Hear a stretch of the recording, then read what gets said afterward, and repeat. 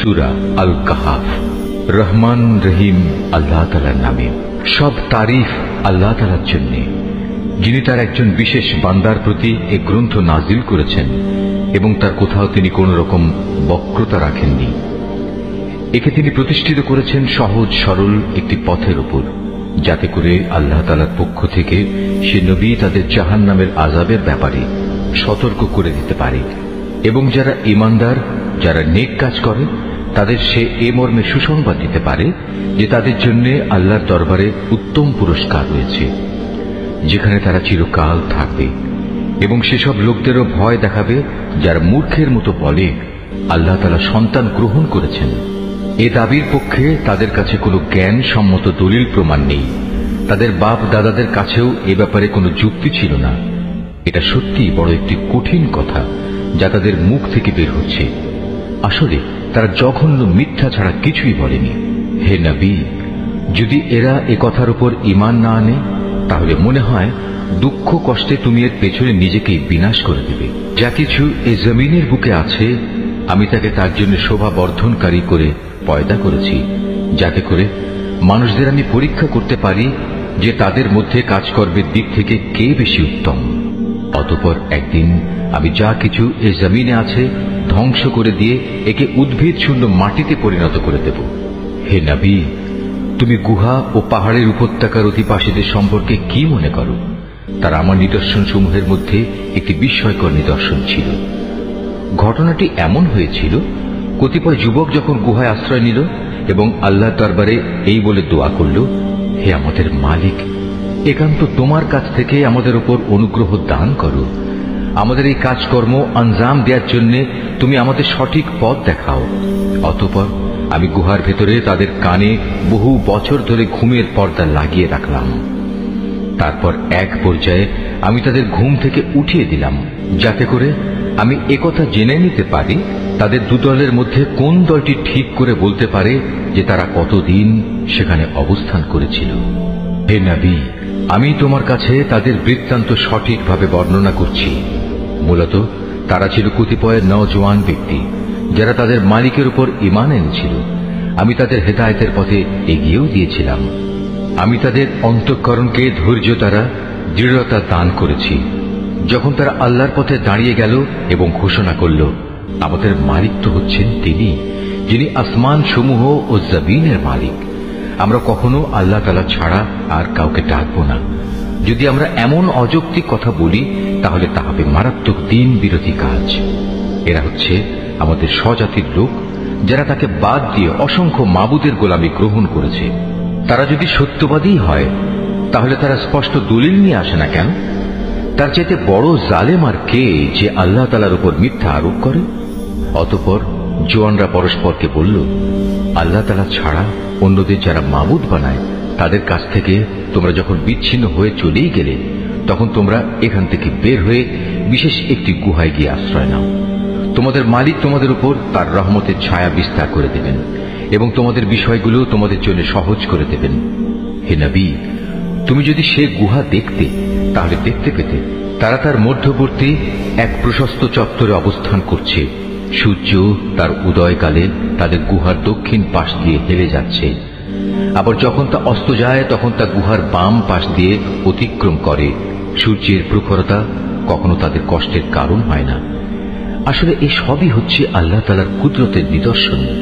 এসব নিদর্শনের মাধ্যমে আল্লাহ তাআলা যাকে হেদায়েত দান করেন, সেই একমাত্র হেদায়েত প্রাপ্ত হয়, আর যাকে তিনি গোমরাহ করেন, সে কখনো কোনো পথ প্রদর্শনকারী ও অভিভাবক পেতে পারে না। হে নবী, তুমি যদি দেখতে, তাহলে তুমি তাদের ভাবতে তারা বুঝি জেগেই রয়েছে, যদিও তারা ছিল ঘুমন্ত। আমি তাদের কখনো ডানে কখনো বামে পরিবর্তন করে দিতাম। তাদের কুকুরটি গুহার সামনে তার হাত দুটি প্রসারিত করে পাহারারত অবস্থায় বসেছিল। তুমি যদি তাদের দিকে সত্যি উঁকি মেরে দেখতে, তাহলে তুমি অবশ্যই তাদের কাছ থেকে পেছন ফিরে পালিয়ে যেতে এবং তাদের এই আজব দৃশ্য দেখে তুমি নিঃসন্দেহে ভয়ে আতঙ্কিত হয়ে যেতে। এভাবেই তাদের আমি ঘুম থেকে উঠিয়ে দিলাম, যাতে করে তারা তাদের অবস্থান সম্পর্কে নিজেরা পরস্পরে জিজ্ঞাসাবাদ করে। কথা প্রসঙ্গে তাদের মধ্যে থেকে এক ব্যক্তি বলল, বলো তো, তোমরা এই গুহায় কতকাল অবস্থান করেছ? তারা বলল, বড় জোর একদিন কিংবা তার চাইতে কম সময় আমরা এখানে অবস্থান করেছি। অতঃপর যখন তারা একমত হতে পারল না, তখন তারা বলল, তোমাদের মালিকই একথা জানেন, তোমরা এ গুহায় কতকাল অবস্থান করেছ। এখন সে বিতর্ক রেখে বরং তোমরা তোমাদের একজনকে তোমাদের এ রৌপ্য মুদ্রা সহ শহরে পাঠাও। সে বাজারে গিয়ে দেখুক কোন খাবার উত্তম, সেখান থেকে কিছু খাবার তোমাদের কাছে নিয়ে আসুক। সে যেন বিচক্ষণতার সাথে কাজ করে এবং সে যেন কাউকেই তোমাদের ব্যাপারে কিছু জানতে না দেয়। যদি তারা তোমাদের সম্পর্কে জানতে পারে, তাহলে তারা তোমাদের প্রস্তরাঘাত করে হত্যা করবে, কিংবা তোমাদের জোর করে তারা তাদের দিনে ফিরিয়ে নেবে। আর একবার তেমনটি হলে কখনোই তোমরা মুক্তি পাবে না। আর এভাবেই আমি একদিন তাদের ব্যাপার শহরবাসীদের জানিয়ে দিলাম, যাতে করে তারা একথা জানতে পারে মৃতকে জীবন দেওয়ার ব্যাপারে আল্লাহ তাআলার ওয়াদা আসলেই সত্য এবং কিয়ামতের আসার ব্যাপারেও কোন রকম সন্দেহ নেই। যখন তারা নিজেদের মধ্যে এ নিয়ে বিতর্ক করে যাচ্ছিল, তখন কিছু লোক বলল, তাদের সম্মানে তাদের উপর একটি স্মৃতিসৌধ নির্মাণ করে দাও। আসলে তোমাদের মালিকই তাদের সম্পর্কে সর্বাধিক খবর রাখেন। অপরদিকে যেসব মানুষ তাদের কর্তব্য কাজের উপর বেশি প্রভাবশালী ছিল, তারা বলল, স্মৃতিসৌধ বানানোর বদলে চলো আমরা তাদের উপর একটি মসজিদ বানিয়ে দিই। কিছু লোক বলে, গুহার অধিবাসীরা ছিল 3 জন, ওদের মধ্যে চতুর্থটি ছিল ওদের পাহারাদার কুকুর। আবার কিছু লোক বলে তারা ছিল 5 জন, তাদের ষষ্ঠটি ছিল ওদের কুকুর। আসলে অজানা অদেখা বিষয়সমূহের প্রতি এরা খামাখা অনুমান নিক্ষেপ করি এ সব কিছু বলছে। তাদের কেউ বলে ওরা ছিল 7 জন এবং অষ্টমটি ছিল তাদের কুকুর। হে নবী, তুমি এদের বলো, হ্যাঁ, আমার মালিক ভালো করেই জানেন ওদের আসল সংখ্যা কত ছিল। তাদের সংখ্যা খুব কম সংখ্যক লোকই বলতে পারে। তুমিও এদের ব্যাপারে সাধারণ আলোচনার বাইরে বেশি বিতর্ক করো না এবং তাদের সম্পর্কে খামাখা অন্য মানুষদের কাছেও জিজ্ঞাসাবাদ করো না। হে নবী, কখনো কোনো কাজের ব্যাপারে একথা বলো না, এ কাজ আমি আগামীকাল করব। হ্যাঁ, বরং এভাবে বলো, আল্লাহ তাআলা যদি চান তাহলেই আমি আগামীকাল এই কাজটা করব। যদি কখনো কোনো কিছু ভুলে যাও, তাহলে তোমার মালিককে স্মরণ করো এবং বলো, সম্ভবত আমার মালিক এ কাহিনীর চাইতে নিকটতর কোনো কল্যাণ দিয়ে আমাকে পথ দেখাবেন। তারা তাদের এ গুহায় কাটিয়েছে মোট 300 বছর। কেউ অবশ্য এর সাথে আরো 9 বছর যোগ করেছে। হে নবী, তুমি বলো, বস্তুত একমাত্র আল্লাহ তাআলাই সঠিক করে বলতে পারেন ওরা গুহায় কত বছর কাটিয়েছে। আসমান সমূহ ও জমিনের যাবতীয় অজানা অদেখা বিষয়ের জ্ঞান তো একমাত্র তার জন্য নির্দিষ্ট রয়েছে। কত সুন্দর দ্রষ্টা তিনি, কত সুন্দর শ্রোতা তিনি। তিনি ছাড়া তাদের দ্বিতীয় কোনোই অভিভাবক নেই। আল্লাহ তাআলা নিজের কর্তৃত্ব ও ক্ষমতায় অন্য কাউকে কখনো শরীক করেন না। হে নবী, তোমার উপর তোমার মালিকের যে কিতাব নাজিল করা হয়েছে তা তুমি তেলাওয়াত করতে থাকো। তার কিতাবে বর্ণিত কথাবার্তা রদবদল করার কেউই নেই। তিনি ছাড়া তুমি আর কোনোই আশ্রয়স্থল পাবে না। হে নবী, তুমি নিজেকে সদা সেসব মানুষদের সাথে রেখে চলবে যারা সকাল সন্ধ্যায় তাদের মালিককে ডাকে। তারা একমাত্র তাঁরই সন্তুষ্টি কামনা করে এবং কখনো তাদের কাছ থেকে তোমার স্নেহের দৃষ্টি ফিরিয়ে নিও না। কখনো এমন কোন ব্যক্তির কথা মতো চলো না যার অন্তঃকরণকে আমি আমার স্মরণ থেকে গাফেল করে দিয়েছি। আর যে ব্যক্তি নিজের প্রবৃত্তির গোলামি করতে শুরু করেছে এবং যার কার্যকলাপ আল্লাহ তাআলার সীমানা লঙ্ঘন করেছে। হে নবী, তুমি বলো, এ সত্য দিন তোমাদের মালিকের পক্ষ থেকে এসেছে। সুতরাং যার ইচ্ছা সে এর উপর ঈমান আনুক, আর যার ইচ্ছা সে তা অস্বীকার করুক। আমি তো এই অস্বীকারী জালেমদের জন্য এমন এক আগুন প্রস্তুত করে রেখেছি যার বেষ্টনী তাদের পুরোপুরি পরিবেষ্টন করে রাখবে। যখন তারা পানির জন্য ফরিয়াদ করতে থাকবে, তখন এমন এক গলিত ধাতুর মতো পানীয় দ্বারা তাদের ফরিয়াদের জবাব দেয়া হবে যা তাদের সমগ্র মুখমণ্ডল জ্বালিয়ে পুড়িয়ে দেবে। কি ভীষণ হবে সে পানীয়, আর কি নিকৃষ্ট হবে তাদের আশ্রয়ের স্থানটি। আর যারাই আল্লাহ তাআলার উপর ঈমান এনেছে এবং ভালো কাজ করেছে, তাদের কোনো আশঙ্কা নেই। আমি কখনো তাদের বিনিময় বিনষ্ট করি না যারা নেক কাজ করে। এদের জন্য রয়েছে এমন এক স্থায়ী জান্নাত যার পাদদেশ দিয়ে ঝর্ণাধারা প্রবাহিত হবে। তাদের সেখানে সোনার কাঁকুন দ্বারা অলঙ্কৃত করা হবে। তারা পরিধান করবে সূক্ষ্ম ও পুরু রেশমের পোশাক। উপরন্তু তারা সমাসীন হবে এক সুসজ্জিত আসনে। কত সুন্দর তাদের এই বিনিময়, কত চমৎকার তাদের আশ্রয়ের এই স্থানটি। হে নবী, তাদের শিক্ষার জন্য তুমি দুজন লোকের উদাহরণ পেশ করো, যাদের একজনকে আমি 2 আঙুরের বাগান দান করেছিলাম এবং এ 2 কতিপয় খেজুর গাছ দ্বারা পরিবেষ্টিত করে রেখেছিলাম। আবার এ 2-এর মধ্যবর্তী স্থানকে পরিণত করেছিলাম একটি সুফলা শস্য ক্ষেত্র রূপে। উভয় বাগানই এক পর্যায়ে যথেষ্ট ফল দান করল। ফলদানে বাগান 2 কোন রকম ত্রুটি করেনি। উভয় বাগানের ফাঁকে ফাঁকে আমি পানির ঝর্ণাধারাও প্রবাহিত করে রেখেছিলাম। এক পর্যায়ে তার অনেক ফল হয়ে গেল। অতঃপর একদিন সে তার সাথীকে কথা প্রসঙ্গে বলল, দেখো, আমি ধন সম্পদের দিক থেকে তোমার চাইতে যেমন বড়, তেমনি জনবলেও আমি তোমার চাইতে বেশি শক্তিশালী। নিজের শক্তি সামর্থ্যের ব্যাপারে বাড়াবাড়ি করতে করতে সে নিজের বাগানে গিয়ে প্রবেশ করল এবং বলল, আমি ভাবতেই পাচ্ছি না এ বাগানের সৌন্দর্য কোনোদিন নিঃশেষ হয়ে যাবে। আমি এও মনে করি না একদিন এসব ধ্বংস হয়ে কিয়ামত প্রতিষ্ঠিত হবে এবং কিয়ামতের পর আমাকে যদি আমার মালিকের সামনে ফিরিয়ে নেওয়াও হয়, তাহলে এর চাইতে উৎকৃষ্ট কোনো কিছু আমি সেখানে পাব।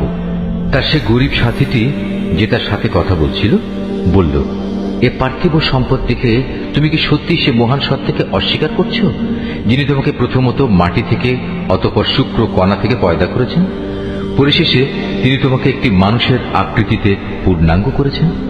কিন্তু আমি তো বিশ্বাস করি সেই সৃষ্টিকর্তা আল্লাহ তাআলাই হচ্ছেন আমার মালিক এবং আমার মালিকের কোনো কাজের সাথেই আমি কাউকে শরীক করি না। কত ভালো হতো তুমি যখন তোমার ফলবতী বাগানে প্রবেশ করলে তখন যদি তুমি একথা বলতে, আল্লাহ তাআলা যা চেয়েছেন তাই হয়েছে। আল্লাহ তাআলা ব্যতি রেখে কারোই কিছু ঘটানোর শক্তি নেই। যদিও তুমি আমাকে ধনে জনে তোমার চাইতে কম দেখলে, কিন্তু আমি আল্লাহ তাআলার উপর ঈমান রাখি। সম্ভবত আমার মালিক আমাকে তোমার এ পার্থিব বাগানের চাইতে উৎকৃষ্ট আখিরাতের কোনো বাগান দান করবেন এবং অকৃতজ্ঞতার জন্য তোমার বাগানের উপর আসমান থেকে এমন কোন বিপর্যয় নাজিল করবেন, ফলে তা উদ্ভিদ শূন্য এক বিরান ভূমিতে পরিণত হয়ে যাবে, কিংবা তার পানি তার জমিনের নিচেই অন্তর্হিত হয়ে যাবে। তেমন কিছু হলে তুমি কখনো তা আবার খুঁজে আনতে পারবে না। অতঃপর তাই ঘটল। তার বাগানের ফল ফলারিকে বিপর্যয় এসে ঘিরে ফেলল। তখন সে ব্যক্তি সেই ব্যয়ের উপর, যা সে বাগানের শোভা বর্ধনের পেছনে করেছিল, হাতের উপর হাত রেখে আক্ষেপ করতে লাগল। বাগানের অবস্থা এমন হল যা তা মুখ থুবড়ে পড়ে থাকল এবং সে নিজের ভুল বুঝতে পেরে বলতে লাগলো, কত ভালো হতো যদি আমি আমার মালিকের ক্ষমতার সাথে অন্য কাউকে শরীক না করতাম। যারা বাহাদুরি করেছে তাদের কোনো দলই আজ থেকে আল্লাহর এই প্রতিশোধের মোকাবেলায় সাহায্য করার জন্য অবশিষ্ট রইল না, না সে নিজে কোন রকম প্রতিশোধ নিতে পারল। কেননা এখানে রক্ষা করার যাবতীয় ইখতিয়ার একমাত্র আল্লাহ তাআলার, যিনি একমাত্র সত্য।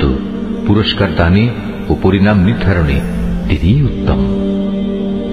হে নবী, তুমি এদের কাছে দুনিয়ার জীবনের উদাহরণ পেশ করো। এই জীবনটা হচ্ছে এমন যেমন আমি আকাশ থেকে পানি বর্ষণ করি, যার কারণে জমিনের উদ্ভিদ ঘন সুশোভিত হয়ে ওঠে, অতঃপর এক সময় বাতাসটা উড়িয়ে নিয়ে ফেরে। মূলত আল্লাহ তাআলা সব কিছুর উপর প্রচন্ড ক্ষমতাবান। ধন সম্পদ ও সন্তান সন্ততি হচ্ছে তোমাদের পার্থিব জীবনের কতিপয় অস্থায়ী সৌন্দর্য মাত্র। চিরস্থায়ী হচ্ছে মানুষের নেক কাজ, আর তা হচ্ছে তোমার মালিকের কাছে পুরস্কার পাওয়ার জন্য অনেক ভালো। আর কোন কল্যাণময় কিছু কামনা করতে গেলেও তা হচ্ছে উত্তম। যেদিন আমি পাহাড় সমূহকে চলমান করে সরিয়ে দেব এবং তুমি এই পৃথিবীকে দেখবে তা একটি শূন্য প্রান্তর, সেদিন আমি তাদের মানব কুলকে এক জায়গায় জড়ো করব, কোনো একজনকেও আমি বাদ দেব না। তাদের সবাইকে তোমার মালিকের সামনে সারিবদ্ধভাবে এনে হাজির করা হবে। অতঃপর আমি বলবো, আজ তো তোমরা সবাই আমার কাছে এসে গেছো, ঠিক যেমনি করে আমি তোমাদের প্রথমবার পয়দা করেছিলাম, কিন্তু তোমরা অনেকেই মনে করতে আমি তোমাদের দ্বিতীয়বার আমার কাছে হাজির করার জন্য কোনো সময়সূচি নির্ধারণ করে রাখিনি। অতঃপর তাদের সামনে আমলনামা রাখা হবে। তখন নাফরমান ব্যক্তিদের তুমি দেখবে সে আমলনামায় যা কিছু লিপিবদ্ধ আছে তারা তার কারণে খুবই আতঙ্কগ্রস্ত থাকবে। তারা বলতে থাকবে, হায় দুর্ভাগ্য আমাদের, এ আবার কেমন গ্রন্থ! এ তো দেখছি আমাদের জীবনের ছোট কিংবা বড় প্রত্যেক বিষয়ের হিসাব রেখেছে। তারা যা কিছু করেছে তার প্রতিটি বস্তুই তারা সে গ্রন্থে মজুদ দেখবে। তোমার মালিক সেদিন কার উপর বিন্দুমাত্র জুলুমও করবেন না। স্মরণ করো যখন আমি ফেরেশতাদের বলেছিলাম তোমরা সবাই আদমকে সাজদা করো, তখন তারা সবাই সাজদা করল, কিন্তু ইবলিস সাজদা করল না। সে ছিল আসলে জিনদেরই একজন। সে তার মালিকের আদেশের নাফরমানি করল। যে এত বড় নাফরমানি করল, তোমরা কি তাকে এবং তার বংশধরদের আমার বদলে তোমাদের অভিভাবক হিসেবে গ্রহণ করে চলেছ? অথচ প্রথম দিন থেকেই সে তোমাদের প্রকাশ্য দুশমন। চেয়ে দেখো, জালেমদেরকে নিকৃষ্ট বিনিময় দেয়া হয়েছে। আকাশমণ্ডলী ও পৃথিবী সৃষ্টি করার সময় আমি তাদের কাউকে ডাকিনি, এমনকি স্বয়ং তাদের নিজেদের বানানোর সময়ও তো আমি তাদের ডাকিনি। আসলে আমি তো অক্ষম ছিলাম না যে তাদের পরামর্শ আমার দরকার। অন্যদের যারা গোমরা করে আমি তাদের সাহায্য গ্রহণ করি না। যেদিন তিনি এদের বলবেন তোমরা তাদের ডাকো যাদের তোমরা আমার শরীক মনে করতে, ওরা তাদের ডাকবে, কিন্তু তারা তাদের এ ডাকে কোনোই সাড়া দেবে না। আমি এদের উভয়ের মাঝখানে এক মরণ ফাঁদ রেখে দেব। এ নাফরমান লোকেরা যখন আযাব দেখতে পাবে তখন তারা বুঝে যাবে তারা এক্ষুনি সেখানে গিয়ে পতিত হচ্ছে, আর একবার সেখানে পতিত হলে ওরা তা থেকে কখনোই মুক্তির পথ পাবে না। আমি মানুষের বোঝার জন্য এই কোরআনে সব ধরনের উপমা ও উদাহরণ বিশদভাবে বর্ণনা করেছি, কিন্তু মানুষের অধিকাংশই এ নিয়ে তর্ক করে। হেদায়েত যখন মানুষের সামনে এসে গেল তখন ঈমান আনা ও গুনাহের জন্য তাদের মালিকের কাছে ক্ষমা চাওয়া থেকে তাদের কোন জিনিস বিরত রাখছে? তারা সম্ভবত পূর্ববর্তী মানুষদের অবস্থা তাদের কাছে এসে পৌঁছানোর কিংবা আমার আযাব তাদের সামনে এসে হাজির হবার অপেক্ষা করছে। আমি তো রসুলদের পাঠাই যে তারা মানুষদের জন্য জান্নাতের সুসংবাদবাহী ও জাহান্নামের সতর্ককারী হবে, কিন্তু যারা কুফরি করেছে তারা ছোটখাটো বিষয় নিয়ে ঝগড়া শুরু করে যাতে তারা সত্যকে ব্যর্থ করে দিতে পারে। মূলত তারা আমার আয়াতসমূহকে এবং যেসব বিষয় দিয়ে তাদের জাহান্নাম থেকে সতর্ক করা হয়েছিল তাকে বিদ্রূপের বিষয়ে পরিণত করে নিয়েছে। তার চাইতে বড় জালেম আর কে আছে যাকে তার মালিকের আয়াতসমূহ স্মরণ করিয়ে দেয়া হচ্ছে এবং সে এর থেকে মুখ ফিরিয়ে দিচ্ছে। সর্বোপরি যা কিছু গুনাহের বোঝা তার হাত দুটো অর্জন করেছে সে তা ভুলে যায়। আমি তাদের অন্তরের উপর জাহেলিয়াতের আবরণ লাগিয়ে দিয়েছি যেন তারা সত্য দিন বুঝতে না পারে। এমনি ভাবে তাদের কানেও এক ধরনের কঠিন বস্তু ঢেলে দিয়েছি, এ কারণে তারা সত্য কথা শুনতে পায় না। অতএব হে নবী, তুমি ওদের যতই হেদায়েতের পথে ডাকো না কেন তাদের কখনো হেদায়েত দেয়া হবে না। হে নবী, তোমার মালিক বড়ই ক্ষমাশীল ও দয়াবান। তিনি যদি তাদের সবাইকে তাদের কৃতকর্মের জন্য শাস্তি দিতে চাইতেন তাহলে তিনি সহজেই তা ত্বরান্বিত করতে পারতেন, বরং এর পরিবর্তে তাদের জন্য শাস্তির একটি প্রতিশ্রুত ক্ষণ রাখা আছে যা থেকে ওদের কারোই পরিত্রাণ নেই। এই জনপদ ও তাদের অধিবাসীরা যখন আল্লাহ তাআলার সীমা লঙ্ঘন করেছিল তখন আমি তাদের নির্মূল করে দিয়েছি। তাদের ধ্বংসের জন্যও একটি দিনক্ষণ নির্দিষ্ট ছিল। হে নবী, তুমি এদের মূসার ঘটনা শোনাও। যখন মূসা তার খাদেমকে বলল, যতক্ষণ পর্যন্ত আমি দুটো সাগরের মিলনস্থলে না পৌঁছব ততক্ষণ পর্যন্ত আমি আমার পরিকল্পনা থেকে ফিরে আসব না। যদি আমাকে এই জন্য দীর্ঘ সময় পর্যন্ত চলতে হয় তবু আমি চলতে থাকব। যখন তারা উভয়ে সেই প্রত্যাশিত দুটো সাগরের সঙ্গম স্থলে এসে পৌঁছল তখন তারা উভয়ই তাদের খাবারের জন্য রাখা মাছটির কথা ভুলে গেল। সে মাছটি ছুটে গিয়ে সুড়ঙ্গের মতো একটি পথ করে সহজেই সাগরে চলে গেল। যখন তারা আরো কিছু দূর এগিয়ে গেল তখন সে তার খাদেমকে বলল, এবার আমাদের নাস্তা নিয়ে এসো, আমরা আজকের সফরে সত্যি ভারী ক্লান্ত হয়ে পড়েছি। সে বলল, তুমি কি দেখোনি আমরা যখন শিলাখণ্ডের পাশে বিশ্রাম করছিলাম তখন আমি মাছের কথা ভুলেই গিয়েছিলাম। আসলে শয়তানি আমাকে ভুলিয়ে দিয়েছে যে আমি তার কথাটা স্মরণ রাখবো। আর সে মাছটিও কি আশ্চর্যজনক পদ্ধতিতে নিজের পথ ধরে সাগরের দিকে নেমে গেল। সে বলল, হ্যাঁ, এই তো হচ্ছে সেই জায়গা যে স্থানটির আমরা সন্ধান করছিলাম। মাছটি চলে যাওয়ার জায়গাই হচ্ছে সাগরের মিলনস্থল। অতঃপর তারা নিজেদের পথের চিহ্ন ধরে ফিরে চলল। এরপর তারা সেখানে পৌঁছলে তারা আমার বান্দাদের মাঝ থেকে একজন পুণ্যবান বান্দাকে সেখানে পেল, যাকে আমি আমার অনুগ্রহ দান করেছি, উপরন্তু তাকে আমি আমার কাছ থেকে বিশেষ জ্ঞান দান করেছিলাম। মুসা তাকে বলল, আমি কি তোমার অনুসরণ করতে পারি, যাতে করে আল্লাহ তাআলার কাছ থেকে যে জ্ঞান তোমাকে শেখানো হয়েছে তার কিছু অংশ তুমি আমাকে শেখাতে পারো? সে বলল, হ্যাঁ পারো, তবে আমার সাথে থেকে তা তুমি কখনো ধৈর্য ধারণ করতে পারবে না।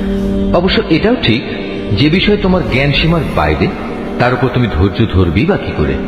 সে বলল, আল্লাহ তাআলা যদি চান তাহলে তুমি আমাকে ধৈর্যশীল হিসেবেই পাবে, আমি তোমার কোনো আদেশেরই বরখেলাপ করব না। সে বলল, আচ্ছা, যদি তুমি আমাকে অনুসরণ করোই তাহলে কোনো বিষয় নিয়ে আমাকে কিছু জিজ্ঞেস করবে না, যতক্ষণ না সে কথা আমি নিজেই তোমাকে বলে দেব। অতঃপর তারা দুজন পথ চলতে শুরু করল। নদীর পাড়ে এসে উভয়ই একটি নৌকায় আরোহণ করল। নৌকায় উঠেই সে তাকে ছিদ্র করে দিল। সে বলল, তুমি কি এজন্য তাকে ছিদ্র করে দিলে যেন এর আরোহীতে তুমি ডুবিয়ে দিতে পারো? তুমি সত্যি এক গুরুতর অন্যায় কাজ করেছ। মুসার কথা শুনে সে বলল, আমি কি তোমাকে একথা বলিনি, আমার সাথে থেকে তুমি কখনো ধৈর্য ধারণ করতে পারবে না? সে বলল, আমি যে ভুল করেছি সে ব্যাপারে তুমি আমাকে পাকড়াও করো না, এবং এ ব্যাপারে আমার উপর বেশি কঠোরতাও আরোপ করো না। আবার তারা পথ চলতে শুরু করল। কিছু দূর গিয়ে তারা উভয়ে একটি কিশোর বালক পেল। সাথে সাথে সে তাকে হত্যা করে ফেলল। এ কাজ দেখে সে বলল, তুমি তো কোন রকম হত্যার অপরাধ ছাড়াই একটি নিষ্পাপ জীবনকে বিনাশ করলে। তুমি সত্যি একটা গুরুতর অন্যায় কাজ করে ফেলেছ। সে বলল, আমি কি তোমাকে একথা বলিনি যে তুমি আমার সাথে থেকে ধৈর্য ধরতে পারবে না? সে বলল, যদি এরপর আর একটি কথাও আমি তোমাকে জিজ্ঞেস করি তাহলে তুমি আমাকে তোমার সাথে রেখো না। অবশ্য এখন তো তুমি আমার পক্ষ থেকে ওজর পেশ করার প্রান্ত সীমায় পৌঁছে গেছো। আবার তারা চলতে শুরু করলো। কিছু দূর এগিয়ে তারা জনপদের অধিবাসীদের কাছে পৌঁছল। সেখানে পৌঁছে তারা সেই জনপদের অধিবাসীদের কাছে কিছু খাবার চাইল, কিন্তু তারা তাদের মেহমানদারি করতে অস্বীকার করল। অতঃপর সেখানে তারা একটি পতনোন্মুখ পুরনো প্রাচীর দেখতে পেল। সে প্রাচীরটা সোজা করে দিল। সে বলল, তুমি চাইলে তো এদের কাছ থেকে এর উপর কিছু পারিশ্রমিক গ্রহণ করতে পারতে। সে বলল, বেশ, এখানেই তোমার আমার মধ্যে বিচ্ছেদ হয়ে গেল, কিন্তু তার আগে যেসব কথার ব্যাপারে তুমি আমার সাথে ধৈর্য ধরে থাকতে পারোনি তার ব্যাখ্যা আমি তোমাকে বলে দিতে চাই। প্রথম ঘটনাটি হচ্ছে নৌকা সম্পর্কিত। মূলত তা ছিল কয়েকজন গরিব মানুষের মালিকানাধীন।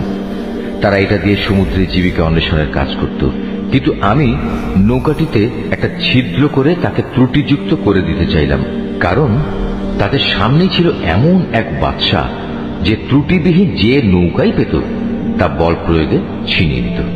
আর হ্যাঁ, সে কিশোরটির ঘটনা। তার পিতামাতা উভয় ছিল মোমেন। আমি আশঙ্কা করলাম বড় হয়ে সে এদের দুজনকেই আল্লাহর নাফরমানি ও কুফর দ্বারা বিভ্রান্ত করে দেবে। আমি চাইলাম তাদের মালিক তার বদলে তাদের এমন একটি সন্তান দান করবেন যে দিনদারি ও রক্তের সম্পর্ক রক্ষার ব্যাপারে তার চাইতে অনেক ভালো প্রমাণিত হবে। সর্বশেষ ওই যে প্রাচীরটির ব্যাপার, আসলে তা ছিল শহরের দুটি এতিম বালকের। এর নিচেই তাদের জন্য রক্ষিত ছিল গুপ্ত ধনভাণ্ডার। ওদের পিতা ছিল একজন নেককার ব্যক্তি। এই কারণেই তোমার মালিক চাইলেন ওরা বয়ঃপ্রাপ্ত হোক এবং তাদের সে ভাণ্ডার থেকে তারা সম্পদ বের করে আনুক। এই প্রাচীরটাকেই আমি তাদের বড় হওয়া পর্যন্ত দাঁড় করিয়ে রাখতে চেয়েছিলাম। এ ছিল মূলত তোমার মালিকের অনুগ্রহ দ্বারা সম্পাদিত কতিপয় কাজ। এর কোনোটাই কিন্তু আমি আমার নিজে থেকে করিনি। আর এ হচ্ছে সেসব কাজের ব্যাখ্যা যে ব্যাপারে তুমি আমার সাথে থেকে ধৈর্য ধারণ করতে পারছিলে না। হে নবী, এরা তোমার কাছে জুলকারনাইন সম্পর্কে জানতে চায়। তুমি তাদের বলো, হ্যাঁ, আমি আল্লাহর কিতাব থেকে তার বিবরণ তোমাদের কাছে এক্ষুনি পড়ে শোনাচ্ছি।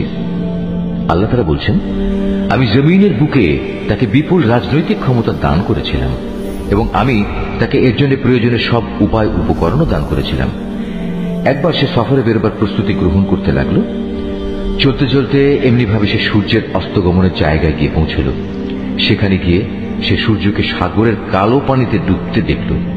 তার পাশে সে একটি জাতিকেও বাস করতে দেখল। আমি বললাম, হে জুলকারনাইন, এরা তোমার অধীনস্থ। তুমি ইচ্ছে করলে তাদের শাস্তি দিতে পারো অথবা তাদের সাথে তুমি সদয় ভাব গ্রহণ করতে পারো।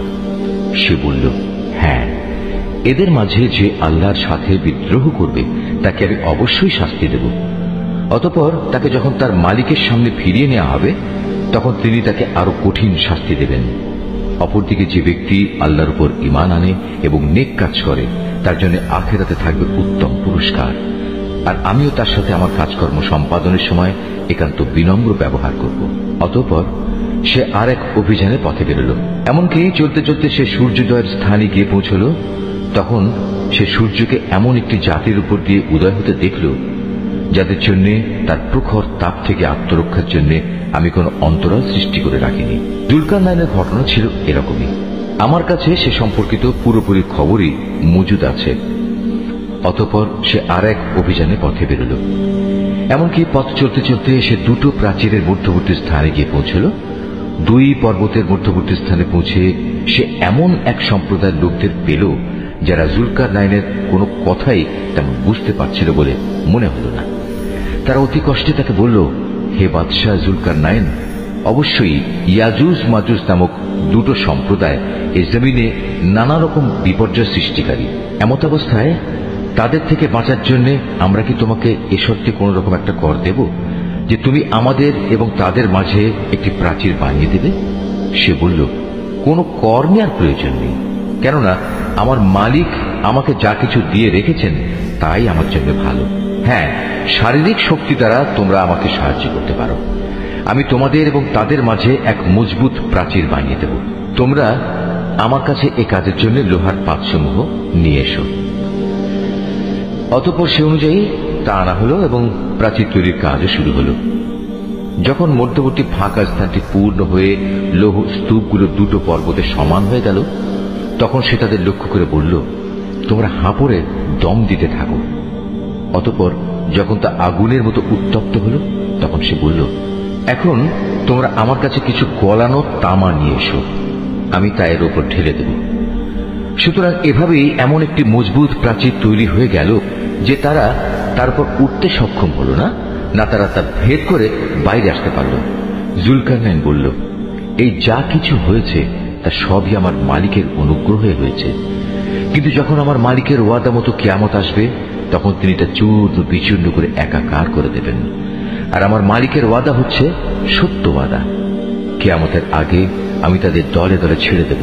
তারা সমুদ্রের ঢেউয়ের আকারে একদল আরেক দলের মধ্যে প্রবিষ্ট হবে। যখন সিংহায় ফুৎকার দেয়া হবে তখন তাদের সবাইকে আমি হাসরের ময়দানে একত্রিত করব।